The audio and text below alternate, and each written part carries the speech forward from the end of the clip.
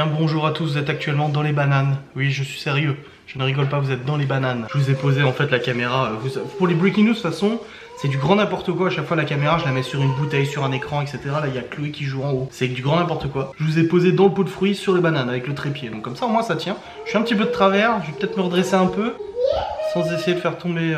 sans faire tomber la caméra, j'ai envie de dire. On se retrouve pour la, je ne sais pas combienième édition des Breaking News, la 5e édition des Breaking News. Vous êtes toujours aussi nombreux à regarder la chronique. Je vous remercie, c'est très motivant et ça fait plaisir. Et on va traiter, ah non, il y a un petit peu moins de vues que d'habitude là. 3400, alors j'avais fait 3008, 5100, 4100. Bah alors, qu'est-ce qui se passe? 400 viewers de moins, c'est très grave là. Je ne sais pas si je dois allumer la lumière ou pas, voir si on voit mieux. Non, ça fait un peu trop clair, on va rester comme ça. On va rester comme ça, c'est préférable. Bon, désolé s'il y a un petit peu de bruit de chaise. A tendance à grincer un petit peu, donc je vais essayer de pas bouger, de rester comme ça. Maëva est actuellement en train de monter son vlog du coup dans le bureau, et c'est pour ça que je reste en bas avec Chloé. Et vu que Chloé regarde tranquillement sa tablette, je me suis dit que c'était le moment de faire les breaking news. C'est parti pour les breaking news. Première news sur le 20 minutes. Nous sommes actuellement le mardi 6 novembre. Et nous avons comme sujet... Ah mais je suis vachement sombre. Qu'est-ce qui se passe? Ah non, c'est bon. Nous avons comme premier sujet un immeuble qui s'est effondré à Marseille. Plusieurs victimes, 3 victimes ont été retrouvées. Un immeuble vétuste en fait qui tenait plus debout, il s'est effondré. Le problème, j'ai envie de dire, c'est que les constructions françaises sont de plus en plus vieilles, tiennent de moins en moins bien et ça va de plus en plus se passer comme ça. Le problème, c'est que vous voulez faire quoi? Vous voulez que l'État organise un gros contrôle de toutes les infrastructures françaises? Déjà, ça va coûter du pognon à fond. Ou alors, il faut sensibiliser peut-être les propriétaires pour qu'ils fassent juste un contrôle des immeubles. Mais ça va coûter de l'argent aux propriétaires, etc. Mais en même temps, on vit pas gratuitement, hein, de toute manière, j'ai envie de dire. Donc, je sais pas quelle est la meilleure solution. Je sais pas ce qu'il faut faire, mais des drames comme ça, je serais pas surpris que ça se produise de plus en plus avec les années qui suivent. Deuxième point, Emmanuel Macron s'explique sur la hausse du carburant à Verdun. Oui, j'ai vu qu'il était dans notre région, enfin oui, dans notre région aujourd'hui, et je voulais vous en parler. C'est un sujet que j'aurais aimé aborder avec vous. Je me suis dit, j'espère qu'il y aura une news là-dessus, vu qu'on en parle. Je voulais parler en fait de la hausse du prix du carburant, du diesel, de l'essence, etc. Comme vous le savez, il y a la manifestation du 17 novembre qui est en préparation, avec un grand appel aux citoyens pour bloquer les routes et manifester contre la hausse des carburants, des taxes diverses, cotisations, etc. Le gel des retraites, enfin tout ce qui fait que l'État est en train de taxer de plus en plus les gens. Alors d'un côté l'État il te retire la taxe d'habitation et de l'autre il t'ajoute des impôts, donc je sais pas ce qui est juste ou pas, mais visiblement il a expliqué aujourd'hui à Verdun que oui il avait augmenté les taxes, mais il n'y a pas que ça, il y a aussi le prix du carburant qui augmente de toute façon au niveau mondial, mais que d'un autre côté il baisse les charges et il enlève la taxe d'habitation, donc on s'y retrouve. Non, on s'y retrouve pas. J'ai entendu un témoignage d'une dame cet après-midi à la radio qui disait que cette augmentation du carburant, vu tous les kilomètres qu'elle faisait pour aller bosser avec ses 3 enfants en mère célibataire, ça lui coûtait 90 € de plus par mois. Et clairement, 90 € par mois, c'est juste énorme. Donc elle se retrouvait à découvert à cause de l'augmentation de quasiment 20-30 centimes du gasoil en un an, quoi. Et encore, en janvier, ça recommence. Le 1er janvier, il y a 6 centimes d'augmentation sur le gasoil et 3 ou 4 centimes sur l'essence. Bon, nous, on roule au sans-plomb ici. 98 pour la DS et 95 pour le 3008. Mais bon, on le ressent quand même, hein, je veux dire, faut pas être... hein. Le problème, c'est que les salaires ne suivent pas, les revenus ne suivent pas pour beaucoup de Français, et c'est ça qui pose souci. Donc je voulais savoir, est-ce que vous participerez à ce blocage du 17 novembre? Est-ce que vous avez mis votre petit gilet jaune sur le tableau de bord? Je me demande ça parce que je vois de plus en plus de voitures le faire. Moi, je l'ai pas fait, perso, le gilet jaune, parce que déjà, j'ai pas envie de me faire arrêter par les flics. J'ai pas que ça à faire. Et en plus de ça, il n'y a pas besoin de mettre le gilet jaune, moi en tout cas pour me sentir solidaire à cette affaire. Bloquer ou pas les routes le 17 novembre, je ne sais pas comment ça va se passer, je ne sais pas si je vais le faire, je n'ai aucune idée. Oui, je suis contre ces taxes. Je suis pas contre payer des impôts, payer en fonction de son revenu, des cotisations sociales, même si en France c'est vraiment abusif. Je suis pas contre tout ça. Mais par contre des taxes déguisées comme ils le font en augmentant le prix du carburant à la pompe, prix des taxes, en faisant croire que c'est une augmentation normale, alors que c'est uniquement pour faire douiller parce que derrière ils t'enlèvent d'autres trucs. C'est des taxes déguisées, ça c'est du vol masqué. Un peu à l'époque des rois de France, hein, je veux dire, hein, où tu payais le petit péage en traversant le pont. C'est exactement la même chose. En plus les péages aussi augmentent, le gaz augmente, il y a tout qui augmente, mais les salaires ils n'augmentent pas en conséquence. Et nous en tant que patron, on nous encourage absolument pas à engager. Je veux dire, nous on n'a pas de salariés, mais c'est vrai que Maëva avait passé une formation il y a quelques temps pour connaître un petit peu le fonctionnement la masse salariale dans une entreprise, les cotisations sociales, charges patronales, etc. Moi je savais déjà un petit peu, mais elle du coup elle s'est performée. Et comme il lui expliquait, en France, on t'encourage pas à engager déjà, on t'encourage à prendre des apprentis, ça coûte moins cher. On t'encourage pas à engager, et quand tu engages quelqu'un, on t'encourage absolument pas à le payer plus que le SMIC, parce que en payant quelqu'un à la base du SMIC, tu payes une certaine part de cotisations sociales et charges patronales, allégées pour certains. Si tu dépasses d'1 € le SMIC, donc tu veux faire une augmentation à ton salarié, le payer 1300, 1400, 1500, à ce moment-là, tu peux quasiment doubler tes cotisations sociales, tes charges patronales. Donc l'État français, par son système financier et fiscal, n'encourage absolument pas les patrons à augmenter le salaire des salariés. Tout ça. Donc on a beau taper sur les patrons en disant ouais, ils m'augmentent pas, je reste au SMIC. Ouais, mais il faut savoir que derrière, le patron, s'il te paye 1200 ou 1300 balles, il en paye 2500 à l'État. Et s'il t'augmente de 10 € et te fait dépasser le SMIC, il va peut-être payer 300, 400, 500 balles de plus et non pas 10 €. Donc voilà, c'est des éléments à prendre en compte. Donc je m'évade un peu dans tout ça, mais tout ça pour dire que le 17 novembre, moi j'attends de voir ce que ça va donner. Je sais qu'il y a quelqu'un qui a posté sur un groupe sur Facebook où en fait on s'informe des contrôles radars et tout ça dans le coin, qui a posté en disant qu'il s'était fait arrêter chez nous, à 50 mètres de notre maison ce matin, par les flics parce qu'ils lui ont dit qu'il avait le gilet jaune qui gâchait sa visibilité. Sauf que ce n'est pas amendable, hein, c'est une intox. On vous dit que vous pouvez être amendé pour ça, c'est pas le cas. Mais ils lui ont posé une prime pour vitesse non adaptée au passage d'un dodan ou un truc comme ça. Il a dit, ils m'ont mis vitesse inadaptée, 45 balles. 0 point mais 45 balles. Parce que ça les faisait chier pour le gilet. Donc je sais pas si les policiers sont avec nous, je sais juste que les CRS ont gazé les ambulanciers ce matin. Je sais juste que moi, quand je me suis fait arrêter à plusieurs reprises pour des contrôles de papier ou autres par la police nationale, c'est parti en fiasco tellement ils jouent les cow-boys à tirer le frein à main en plein milieu de la route pour me suivre, me poser une amende parce que j'avais une oreillette, attention, la loi venait de passer, j'avais une oreillette, ils ont tiré le frein à main en plein milieu de la départementale pour m'arrêter. Et quand ils m'arrêtent, c'est limite qu'ils me braquent pas le pistolet sur la tempe. Hein. C'est des cow-boys, c'est juste des cow-boys. Par contre, les gendarmes, j'ai un peu plus de considération. Déjà, c'est des militaires.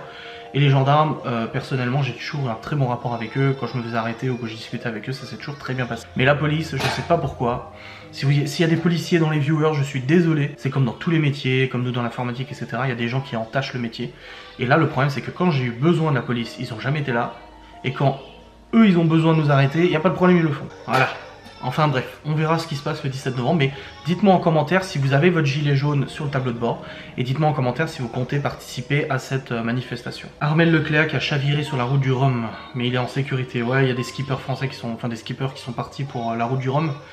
Je sais pas comment ils font pendant des semaines comme ça, tout seul dans le bateau, mais moi je pèterais un plomb, surtout avec la pression que tu dois avoir à tout le temps gérer ton truc et tout. Oh là là, moi je pourrais pas. De nouvelles révélations des Football Leaks mettent en cause la Russie. Comme pour le PSG et City, l'UEFA s'est montrée très clémente envers Zenit Saint-Pétersbourg dans le cadre du FPF. C'est quoi? C'est le dopage, non? C'est ça, le contrôle antidopage? Ah non, c'est les dépassements... En fait, c'est les dépassements... Ils ont, dans le foot, apparemment, ils ont des quotas à ne pas dépasser au niveau des investissements. Ils n'ont pas le droit, en fait, d'investir plus que ce qu'ils gagnent, je crois, en recettes. Et ils ont dépassé, mais de toute façon le foot c'est un truc qui brasse encore plus d'argent que n'importe quelle entreprise en France. Les hôteliers attaquent en justice Airbnb pour concurrence déloyale. Bah ouais, mais Airbnb c'est vachement bien. Je sais pas quoi, je sais pas comment il faudrait faire, mais c'est vrai que nous quand on a besoin d'une nuit on dort à l'hôtel. Mais quand des fois on part une semaine, comme là en fin de l'année, là on part en décembre et on a pris un Airbnb pendant une semaine. Un grand chalet avec jacuzzi machin, on a pris un Airbnb. Je vais pas prendre un hôtel avec ses 4 enfants. Et je pense qu'il leur pose problème, c'est que les hôtels doivent payer les salariés, les cotisations patronales, les charges sociales. Encore une fois, on en revient au même problème. L'État qui surtaxe au niveau des entreprises. Donc l'hôtelier, derrière, lui paye des taxes à goût, etc., des taxes professionnelles et tout. Et derrière, on a des particuliers qui font du Airbnb et qui payent juste sur leur impôt sur le revenu la part qu'ils ont gagnée en fait grâce à Airbnb. Et ça plaît pas. Mais j'ai envie de dire, en France, de toute façon, à chaque fois, il y a toujours les gros qui essaient d'écraser les petits. Je pense pas que le problème, ça soit Airbnb. Je pense que le problème, c'est qu'il faut faire quelque chose pour rétablir un petit peu l'équilibre entre les hôteliers et ces solutions de location. Karine Ferry quitte Twitter. Oui, Karine Ferry, en fait, apparemment, Cyril Hanouna a diffusé des photos un peu osées d'elle. N'en touche pas mon poste. Du coup, ça a choqué tout le monde et visiblement, on s'est pris la haine sur Twitter. Twitter, visiblement, on s'est pris la haine sur Twitter et elle a quitté Twitter. Après décision de quitter Twitter. Comme beaucoup de stars, j'ai envie de dire. Ensuite, on s'est inspiré de la haute joaillerie pour la couronne de Miss France. Ah putain, j'ai une mouche qui m'attaque. Je ne regarde pas Miss France ni Miss Prestige. ça, je ne saurais pas quoi dire. Paris ouvert à un report de la taxe sur les géants du numérique. Ah bon, il y a une taxe sur les géants du numérique. Ils ont des résistances de l'Irlande et des pays du Nord qui profitent de l'installation des GAFA. Ouais, le GAFA. Ouh là là, j'en ferai une vidéo. Des youtubeurs en ont déjà parlé, comme Joueur du Grenier et tout ça. J'en ferai peut-être une vidéo pour vous expliquer un peu ce qui se passe. Ça risque de modifier considérablement le fonctionnement de YouTube et des youtubeurs. Ça va pénaliser énormément de personnes, mais bon, on en parlera dans une vidéo, vous inquiétez pas. Mais visiblement, ils ont un peu de problèmes et ils ont un peu de difficulté à taxer Google, Amazon, Facebook, Apple, etc. Donc, bah oui, bon, en même temps, tu t'attaques pas à Google, Amazon et tout ça aussi facilement. 2 jours pour juger 56 personnes, c'est aberrant. Visiblement, en Tunisie, ils sont en train de juger 56 personnes qui auraient fait un attentat. Ils disent que 2 jours, c'est aberrant. Ouais, 2 jours pour 56 personnes, c'est vite expédié, hein. Je sais pas si la justice, elle est très indépendante là-dessus, mais bon, en même temps, quand tu vois qu'en France, ils te mettent 10 ans à juger un mec pour un viol, il y a quand même un juste milieu à avoir. Je veux dire, ok, la magistrature est débordée, ok, les tribunaux sont débordés, les prisons sont débordées, etc. Mais bon, qu'est-ce qu'il faut faire? Franchement, encore une fois, qu'est-ce que vous voulez faire? Faut réformer la justice, réformer les prisons, faire plus de prisons, plus de places de prison. On se met à libérer des violeurs, machin, etc. Des gens qui ne devraient pas être libérés. On les met en liberté conditionnelle et puis après, ils vont recommencer leurs conneries. Ou il y en a qui croupillent en prison et ça leur rapporte rien du tout parce que finalement, ça les détruit plus qu'autre chose. C'est vachement difficile de trouver la bonne solution. Tout ce que je sais, c'est que on tape davantage sur les honnêtes gens qui rentrent du boulot et qui sont amendés sur l'autoroute parce qu'ils roulent à 135 que des gens qui viennent braquer des bagnoles la nuit et quand t'appelles les flics ils te disent non on ne vient pas, ça nous regarde pas. Mais je pense que c'est une culture un peu française quoi. Quand je vois que je vais au tribunal pour le RSI, donc la caisse de cotisation française, parce qu'ils nous demandent des cotisations mirobolantes qui ne correspondent en rien à notre chiffre d'affaires et que l'année suivante on leur présente notre chiffre d'affaires, du coup le bilan validé par la comptable et tout ça, et que on doit aller au tribunal présenter ça devant le procureur, le magistrat si vous voulez, et pour qu'ils nous disent ouais en effet vous devez pas payer ça, vous devez payer ça. Quand je vois des fois comment ils envoient expédier le dossier, c'est hallucinant. T'as des procédures où ça fait 3 fois qu'on renvoie la procédure parce que monsieur Intel n'est pas venu au tribunal. On fait quoi? On le renvoie une 4e fois? Allez, 2 mois d'attente de plus. Le mec, ça fait 8 mois que le mec il vient pas au tribunal à chaque fois qu'il est convoqué et du coup c'est renvoyé. Il y a une discipline à avoir, une autodiscipline et je pense que les magistrats, il y en a certains, t'expédient ça et puis merci, au revoir. En plus, sans compter tous les recours qui sont possibles pour faire annuler une procédure, reporter une procédure. Il suffit juste que vous veniez au tribunal, en tout cas dans notre cas, qu'on a eu affaire au tribunal d'instance. À l'époque, on avait attaqué en fait, si vous voulez, notre bailleur. On avait loué un appartement, on avait posé en fait une caution bancaire. On avait posé 4000 € bloqués sur un compte. Et je vous raconte ma vie en fait. Et en fait, ce qui s'est passé, c'est quand on a rendu le logement, j'ai demandé le déblocage de ces 4000 € et c'est eux seuls qui pouvaient le demander à la banque. Et ils ont dit non, on veut pas le débloquer, il y a des travaux à faire dans l'appart, alors que l'appart on l'a rendu nickel. Mais c'est Foncia, hein, comme ça vous avez le nom, c'est Foncia, c'est une régie d'ailleurs qui nous facturait les quittances de loyer. Ils avaient été condamnés, il y avait une jurisprudence là-dessus, où ils facturaient à leurs clients 2,14 € d'envoi de quittance de loyer, alors qu'en fait ça doit être gratuit normalement. Vous devez recevoir gratuitement votre quittance de loyer. Et en fait, on avait du coup déposé plainte au tribunal de grande instance en leur demandant, en demandant à la banque de débloquer ces fonds et en demandant à l'agence de dédommager intérêt justement pour le blocage des fonds pendant 1 an et demi, 2 ans. On a eu gain de cause, mais ils ont utilisé des techniques de renvoi toutes simples. T'arrives au tribunal, je n'ai pas eu le temps d'étudier mon dossier. Ah d'accord, ok, hop, ok, c'est renvoyé 2 mois après. Ou j'ai rajouté des nouveaux éléments, mais monsieur ne l'a pas pris en compte. Ah bah non, moi je l'ai pas reçu. Ah bah on va vous l'envoyer par courrier alors. Hop, renvoyé 2 mois de suite. C'est tout le temps comme ça, c'est hallucinant. L'ancienne formule du Levothyrox sera disponible en 2019 pour les malades. Ouais, je vous en avais parlé dans la première Breaking News, je crois. La justice a obligé le laboratoire Merck à rééditer en fait l'ancienne formule du Levothyrox, les gens qui ont des problèmes de thyroïde, parce que la nouvelle formule avait des effets secondaires de taré. Et du coup, ils ont eu gain de cause, au moins pour l'année 2019, ils pourront en bénéficier. Alléluia. Mais bon, c'est reporté pour mieux sauter, hein, j'ai envie de dire. Un homme soupçonné d'agression sexuelle dans le métro parisien. Mais en fait, il y a une femme à Paris qui a filmé un homme dans le métro qui lui mettait la main aux fesses et qui apparemment lui faisait des avances verbales, etc. Elle l'a filmé en fait, et du coup, ils ont réussi via les caméras de surveillance à retrouver le mec. Donc j'espère que tu vas pourrir, mon gars. Parce que des crevards... Moi, je suis un mec, mais je ne comprends pas ces comportements de crevards, quoi. Mais des fois, j'ai l'impression que je suis une gonzesse, hein, même quand on en parle avec des amis et tout ça. Je suis là, non, mais moi ça me dépasse quoi, ça me dépasse. Je comprends pas, ou genre je suis à l'airsoft. Et ça c'est un détail, je vais vous dire. Je raconte ma vie en fait, c'est même pas Breaking News, c'est Breaking Life Adrien quoi. Je devrais même en faire une vidéo en fait, les moments où Maëva l'a plus fait marrer, mais je raconterai de nouveau, peu importe.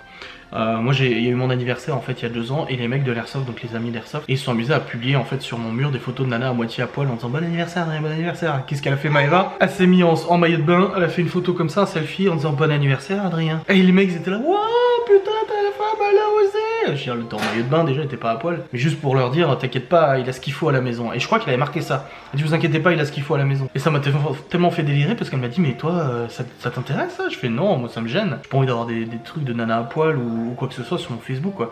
Ou des fois il m'invitait dans des groupes fermés Facebook où c'était des photos de charme. Ça m'intéresse tellement pas que ça me fait délirer. Oh j'ai fini. Bon j'ai fini les news, c'est parti. J'ai zappé les trucs comme les foot et tout ça parce que ça nous intéresse pas en soi le foot. Mais voilà, j'espère que ces breaking news vous ont intéressé. De mon côté, moi je suis content de l'avoir fait, ça marche encore. Regardez bien ces breaking news, je vais mettre en titre du coup les sujets principaux qu'on traite, c'est ce que je fais habituellement. J'ai loupé un jour de publication cette semaine, j'aurais dû publier dimanche mais je l'ai fait j'aurais dû publier lundi mais je l'ai fait mardi avec mon vlog, donc aujourd'hui il y a un vlog. Mais peu importe, je publierai cette vidéo du coup jeudi, prochaine vidéo samedi, prochaine vidéo lundi et ainsi de suite. Merci d'avoir regardé cette nouvelle breaking news, j'espère que ça vous a plu, n'hésitez pas à commenter, donnez-moi votre avis pour tous les sujets mais surtout pour le 17 novembre, je veux savoir ce que vous en pensez et ce que vous comptez faire. Merci d'avoir suivi cette nouvelle chronique et je vous dis à très vite.